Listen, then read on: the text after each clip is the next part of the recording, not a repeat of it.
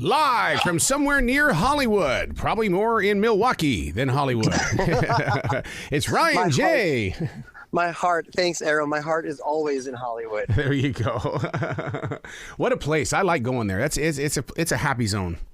It really is. I mean, I feel like, the movie business, it's called Hollywood. Hollywood is just a section or a neighborhood of Los Angeles, but really it means, when we say it, we mean the movie business. That's right. So true. So true. And it affects both of us in so many different ways.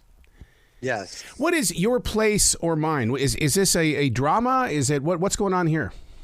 Your Place or Mine is a rom-com that is produced by not Blossom Films, I forget her, Hello Sunshine. Blossom is Nicole Kidman's production company.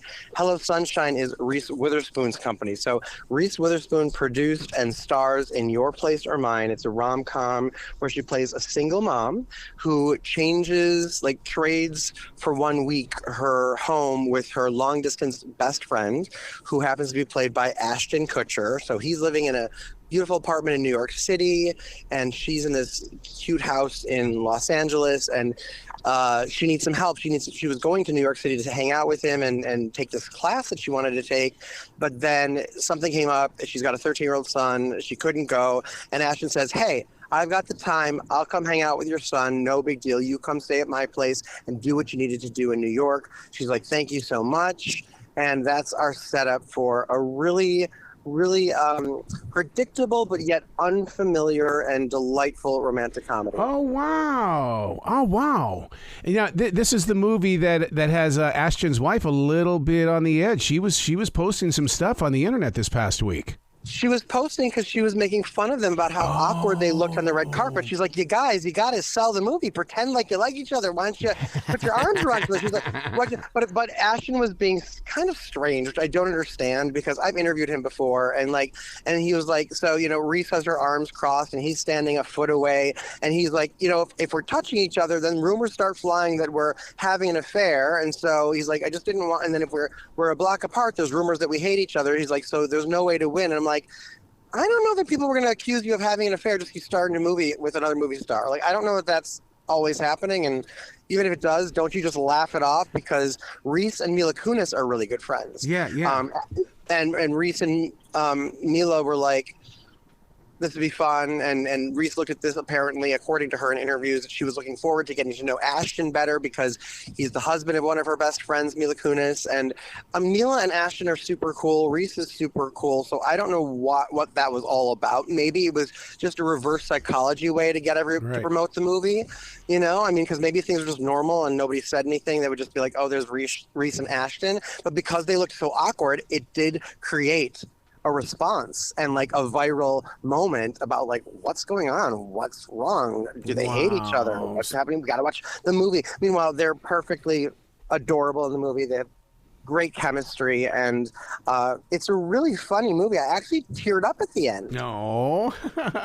Yeah, and I don't really do that. I will say one thing, and this I like. I kind of like and don't like this, but there are a lot of shades of Elle Woods in Reese's performance, and that's because the role itself, both roles, Ashton's and Reese's, are really written to their strengths. Oh, wow. And she's great. Obviously Elle Woods is her iconic role, and she's so great at that. But she's a girl going to school, and she's super perky, and she's excited about school supplies, and in any moment like that, how can you not think of Elle Woods? Wow. See, I was hoping that they were getting together so we could have some nasty rumors going around. Wow. It's great though. But Your Place or Mine starts streaming today on Netflix. Netflix. Okay, good. I always want to make sure that we know where that is. Magic Mike's Last Dance. A lot of women asking about that movie. I have no idea that it's even out. Is it out now? Only women asking?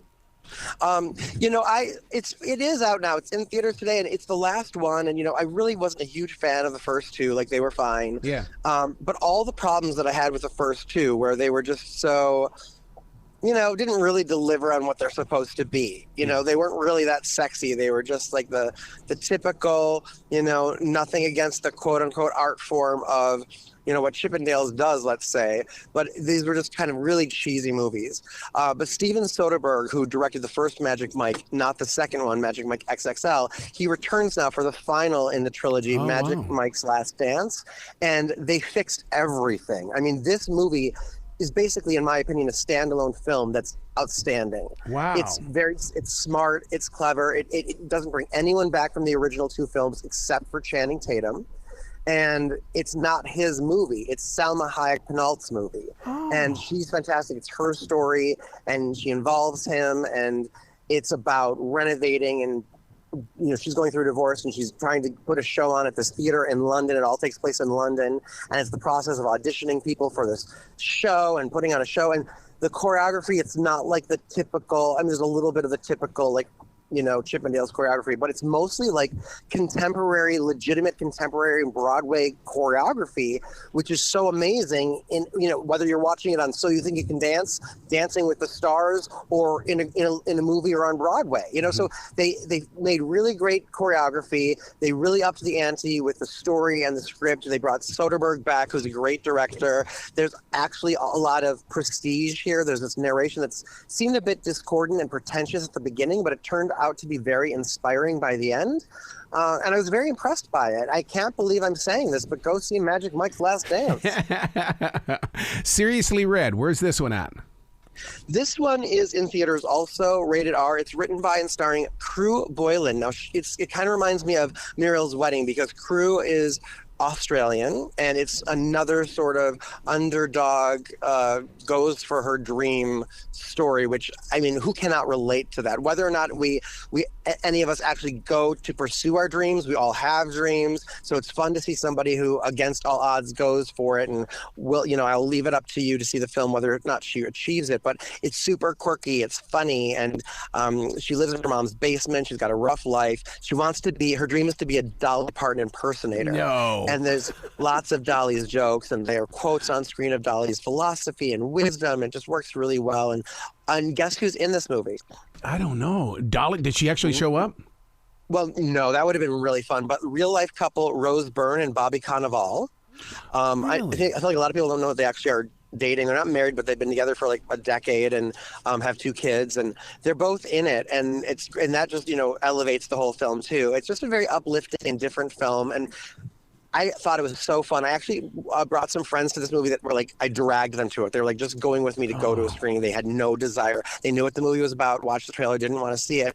And they were like really into it. Loved it, loved every minute of it, left saying, I'm glad I saw it. I never would have seen that. Thank you for bringing me, kind of thing. So that's Seriously Red, now in theaters. Wow, I've had a conversation with Bobby. That man is one of the most down-to-earth, fun-loving, real people. It's like, are you sure this is you, dude? Because, I didn't expect you to be this nice.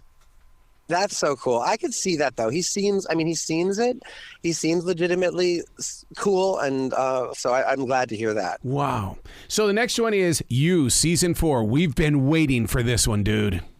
I know. Have you watched the show? Since day one, man. Since day one, same. I love it. What I love about it is Penn Badgley has created a character where it's like everything bad that a person could be. A hostage taker, a stalker, a serial killer, like horrible person, but you love him and you kind of understand and you feel bad. You're like, oh, I understand. He had to take that person hostage.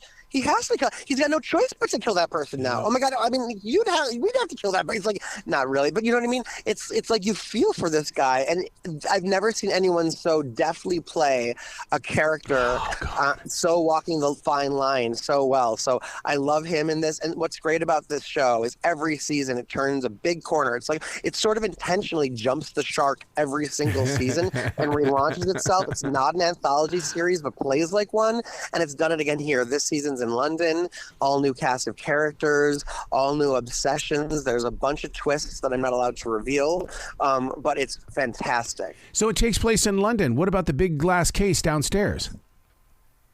Yeah, I know you're going to have to tune in to because find that's out. one of the stars too of the show, as far as I'm concerned. I know. Oh, I know. And what network is that on again? Hulu?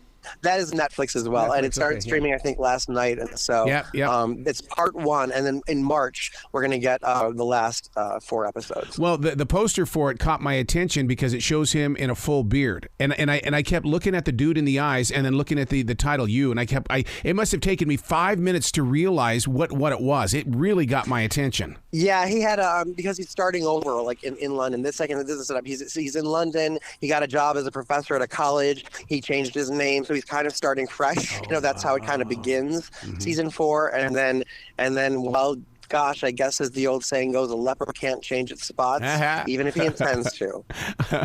So what's going on RyanJReviews.com? I'll just have my TV version of these reviews up later today, and that's it for now. Well, it's still an amazing place to go explore. Oh, thank you so much.